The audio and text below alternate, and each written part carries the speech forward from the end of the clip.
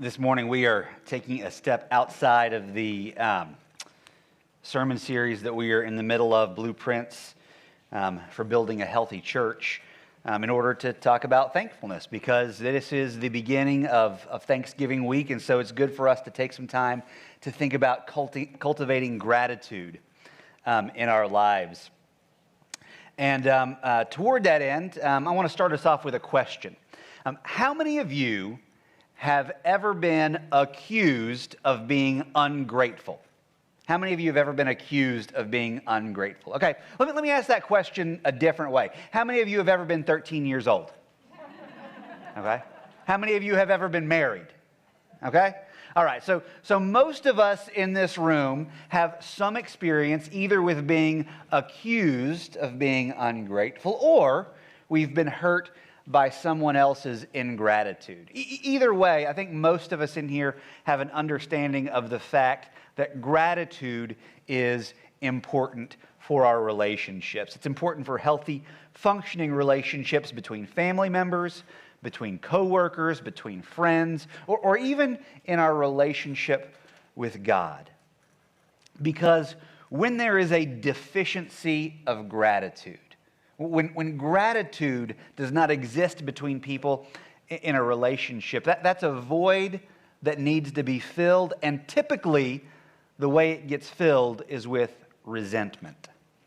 And when resentment settles into a relationship, I mean, you can ask any good therapist and they will tell you that resentment is one of the most damaging things for healthy relationships. And so this practice of gratitude is an important one for us to cultivate in our lives. And the story that Zach read for us this morning from Luke 17, the story of the 10 lepers, this is one of the best passages of Scripture for helping us to think about faithfulness, but understanding both why expressing gratitude is important and why failing to express gratitude is unhealthy. So let's take a closer look at this story. So this is the story of when Jesus heals 10 lepers, and only one of them comes back to say thank you. At the beginning of the story, Jesus is traveling on his way to Jerusalem, and he's somewhere between Samaria and Galilee when off in the distance, a group of men call to him.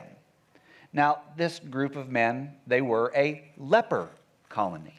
And in order to get a better understanding of what's going on here in this story, it's important for us to understand some things about what leprosy was in the first century. Leprosy in the first century was not exactly the same thing as the kind of leprosy that still exists in some parts of the world today, although back then it was still a contagious and deadly disease. People who contracted this disease were forced to live outside of whatever city or village that they lived in. But here's the thing. Here's one of the truly tragic things about leprosy in the first century. And the thing is this. When those lepers were forced to live outside of their city or village, it was not just because of the fear of contagion, right? That was not the only reason. That was a part of it. But the other reason why these folks were forced to live outside of the city was just the fact that lepers were kind of hard to look at, right? People did not like looking at people with leprosy. And so not only did these lepers have to deal with the fear and anxiety over their health problem, but they also had to live with the shame of being rejected for their appearance. And so this is why the lepers in this story are calling out to Jesus from a long way off, because they are supposed to be keeping their distance from people. And it's really interesting what Jesus does here. Instead of going to them or asking them to come to him, he just shouts back to them and he says, "Show yourself to the priests. Go show yourself to the priests." And then the text says, as they went, they were cleansed. As they went, they were cleansed. Now, the timeline of what's happening here is not crystal clear, but we do know a few things about the timeline. First of all, we know that the lepers were not healed immediately. The text says, as they went, they were cleansed. In other words, they were healed while they were on their way to see the priest. Now, this could have been a few minutes down the road. It could have been a few hours down the road. There are even some scholars who suggest that if the priest that they were going to see was the priest in Jerusalem, it could have even been a few days down the road when they look down and notice that they've been healed. But whatever the case, these lepers were not healed immediately. Now, why did Jesus choose to do it like this? You know, we know from Mark chapter 4 that there was another time when Jesus healed a leper, and he did it right there in the presence of the leper. It happened immediately. He actually went up and placed his hands on the leper, which was illegal, by the way. But Jesus has done this before, and the last time that he did it, the healing happened immediately, and it happened right there in his presence. But he does it differently this time. This time, he shouts at them from a distance and sends them away, and it's not until later on that they notice that they were healed. Now, we don't know this for sure, but I suspect that the reason Jesus does it this way is because he wants to teach his disciples a lesson about gratitude. The Gospels are full of stories where people express their overwhelming gratitude to Jesus for the healing that he has done on their bodies and in their lives. But typically when that happens in the Gospels, it's a healing that takes place instantly. And it happens when Jesus is right there with them. And so it is convenient for those people to express their gratitude to Jesus. But in this case, Jesus has intentionally designed this miracle so that the people being healed are already a long way off. And like I said, we don't know if it's minutes down the road, hours down the road, or days down the road, but they are already a long way off. They are already on their way to see the priest. And when they look down and see that they are healed, it's not necessarily that they don't feel gratitude for what Jesus has done, but they aren't in a convenient place to express it. They've been living with the fear and dread of this disease for who knows how long.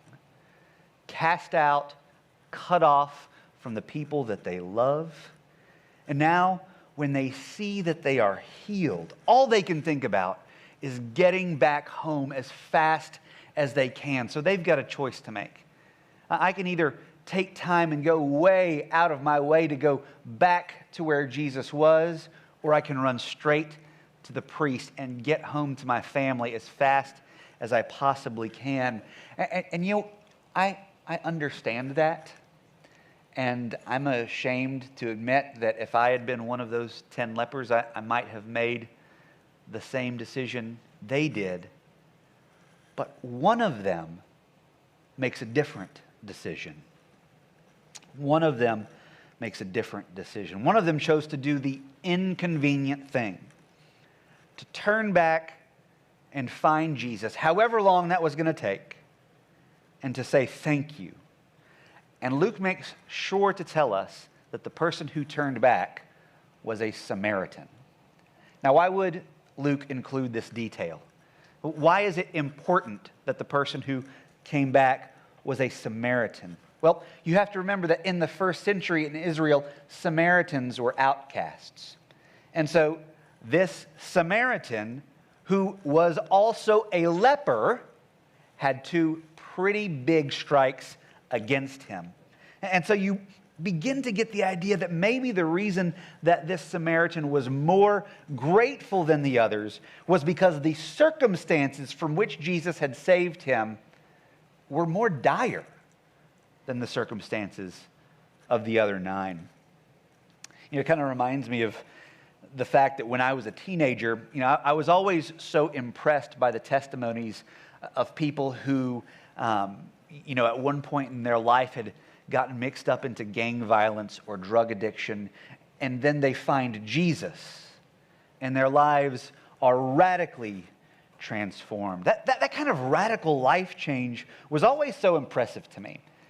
And honestly, as a teenager, I was always kind of jealous that I didn't have a really powerful testimony like that.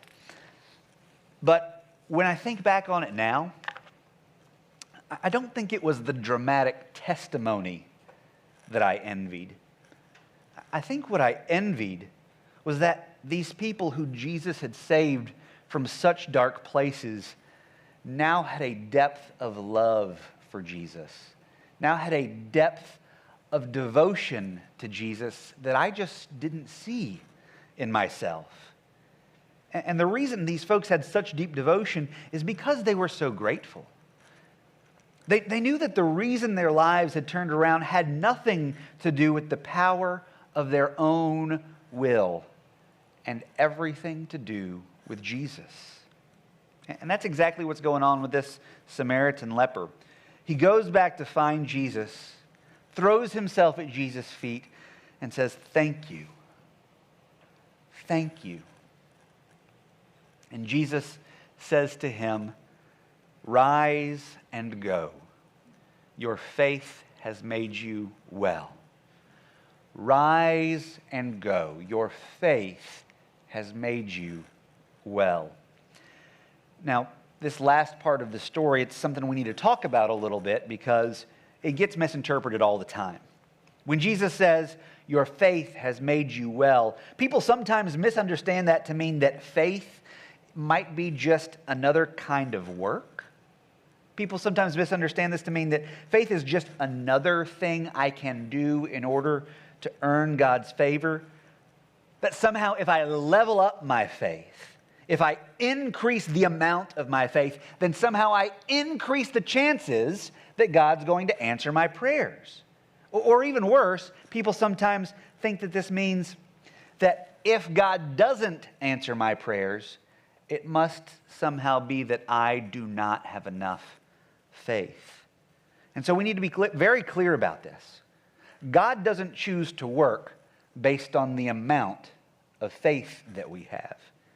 In fact, in Matthew 17, Jesus says that all we need is faith the size of what? A mustard seed. That's exactly right.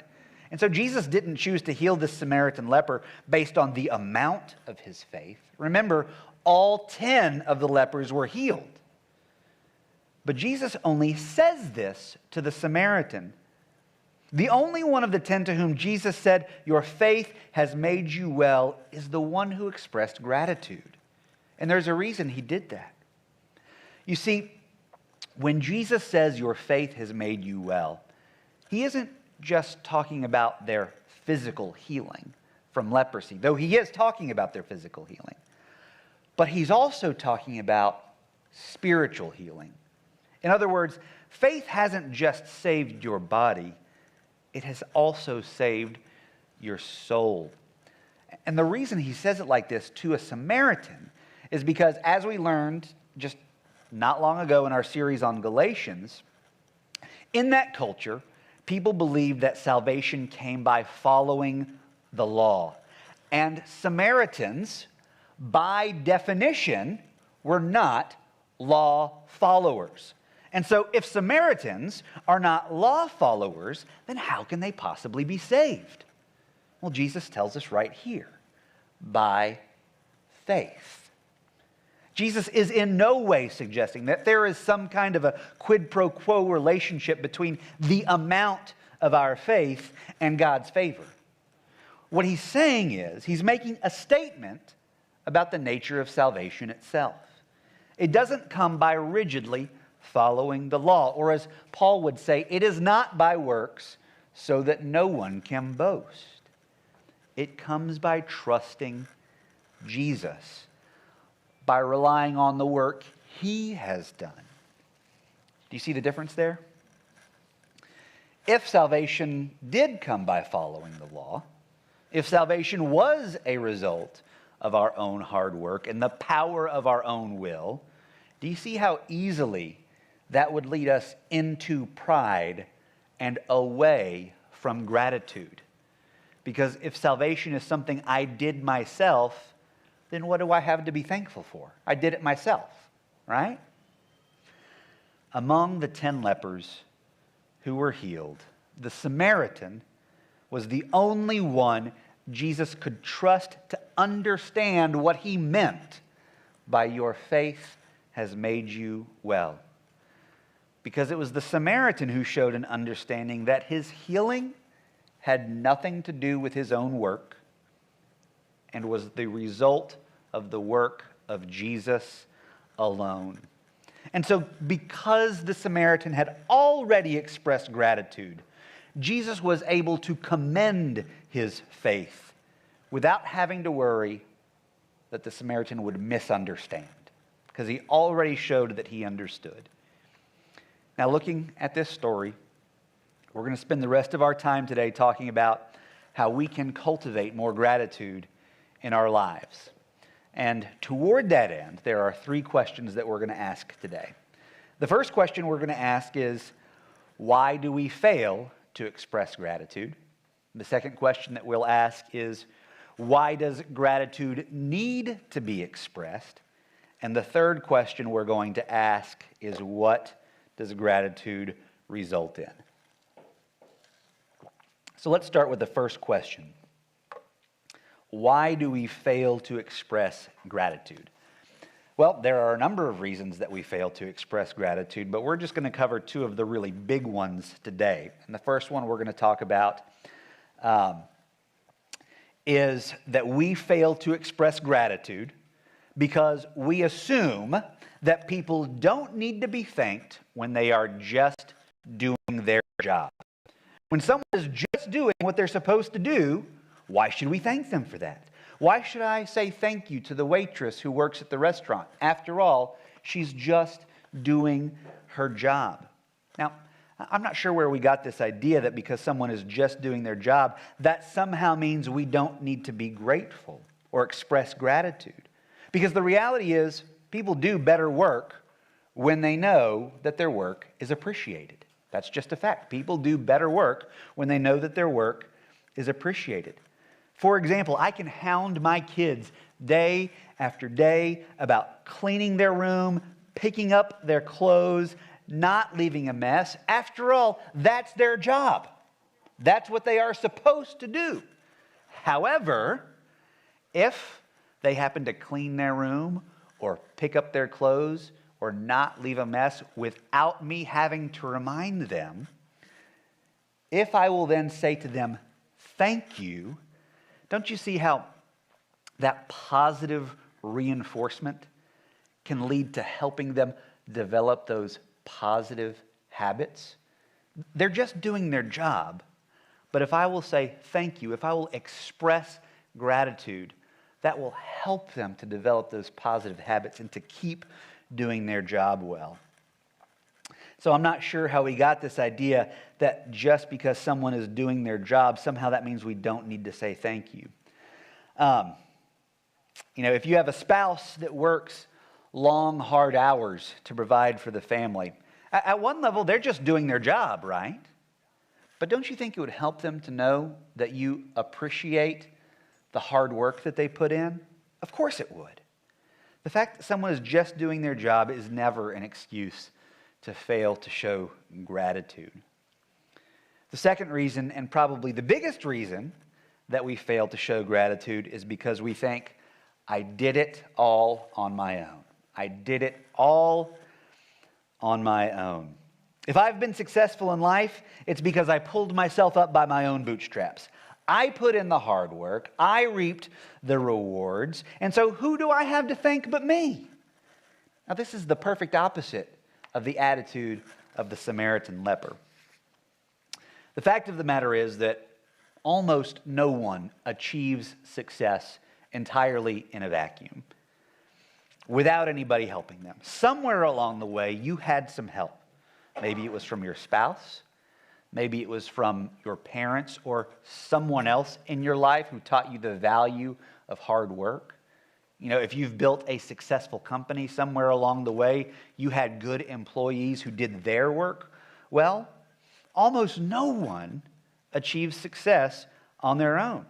And if you have a hard time figuring out who to thank, if you have a hard time figuring out how to express gratitude, sooner or later that catches up with you.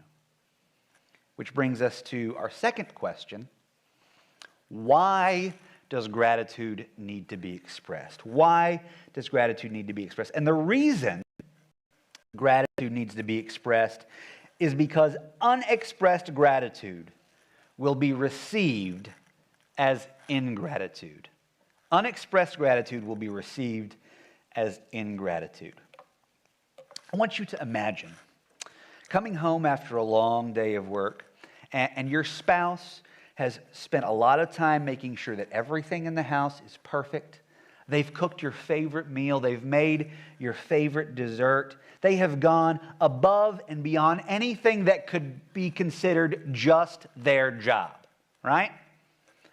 And when you come home, you enjoy that meal, and you have a second helping of that dessert. And you are even thankful in your heart about the fact that everything is so perfect around the house, but you fail to express it.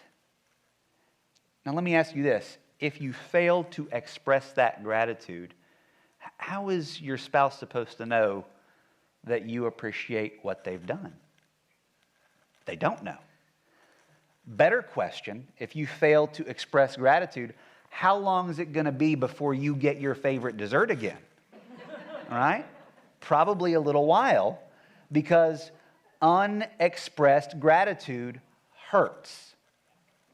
Unexpressed gratitude hurts. And if that becomes a habit in your life, if day after day your spouse or somebody else does things to show how much they appreciate you, but you never express that appreciation back to them, that hurts day after day, and hurt builds upon hurt until eventually resentment starts to settle in. And once resentment settles into a relationship, it is so hard to come back from that. Unexpressed gratitude is received as ingratitude. And this is not just in our marriages. You know, this is in our relationships with friends. It's in our relationships with our kids, with our coworkers, with people in our church. It works the same way in all relationships. Unexpressed gratitude is received as ingratitude and eventually leads to resentment. And not only that, but unexpressed gratitude eventually becomes actual ingratitude. Unexpressed gratitude eventually becomes actual ingratitude. And here's what I mean by that. Just because I don't say thank you doesn't mean I don't feel gratitude in my heart. It could be just that I forgot to say thank you. You know, just like those 9 lepers who didn't return back, when they looked down and saw that they were healed, they probably felt gratitude in their hearts, but they didn't go back to Jesus to express it. But here's the thing. If that becomes a habit for me, if over and over I fail to say thank you, sooner or later I'm going to stop even feeling that gratitude in my heart. Because gratitude, like most, positive characteristics in our lives, is a habit. Gratitude is like a muscle that needs to be exercised. And so if day after day we fail to express gratitude and that muscle falls into disuse, sooner or later, we're not even going to be capable of feeling that in our hearts anymore. Think back to what Jesus said to the Samaritan leper. Your faith has made you well. What a blessing that must have been for the Samaritan to hear those words from Jesus. You want to know who missed out on that blessing? The other 9. The other 9 who didn't return to express gratitude. They missed out on that blessing. They missed out on the blessing of Jesus' response. When Jesus blessed the Samaritan by saying, your faith has made you well, don't you think that probably helped to reinforce the habit of gratitude in that man's life? I think it probably did. The reason I think it probably did is because of a habit that I have in my life. One of my habits is that most mornings when I get up, I go downstairs, I unload the dishwasher, and I clean up whatever dishes may have been left over from the night before. Now, I don't do this every morning, but I do it most mornings because it's a habit. Now, would you like to know how I started this habit? The way I started this habit is when Mandy and I first got married. One morning, I got up early, went downstairs to clean the kitchen, and when Mandy got up and came downstairs and noticed that the kitchen was clean, she said, "Thank you." It was clear to me that this was something that Mandy appreciated. And so you know what I did the next morning? I got up, went downstairs, and I cleaned the kitchen again. And that's kind of become part of our routine. I've cleaned that kitchen hundreds of times. And I'm not sure that Mandy has ever once failed to say thank you. And honestly, that's a big part of the reason why I continue to clean the kitchen. Now, is it possible that this is all just part of some diabolical plan on the part of Mandy to never have to clean the kitchen? Yeah, it probably is. But you know what? It's worked, right? It's worked. The truth is, if Mandy had never verbalized that gratitude, I probably would not have kept cleaning the kitchen every morning. But because she expresses gratitude like a habit, then she gets the regular blessing of my response, which is to keep cleaning that dadgum kitchen. The third and final question that we're going to look at today is this: what does genuine gratitude result in? What is the result of genuine gratitude? And the answer is, genuine gratitude always results in generosity. Genuine gratitude always results in generosity. When you have a person who isn't very good at generosity, you can almost always trace that back to a failure of gratitude. When we fail to be generous to the poor, for example, you can typically trace that back to a lack of gratitude for the things that we have that other people may not have, right? When people fail to be generous to the church, you can almost always trace that back to a lack of gratitude for the good things God has given us.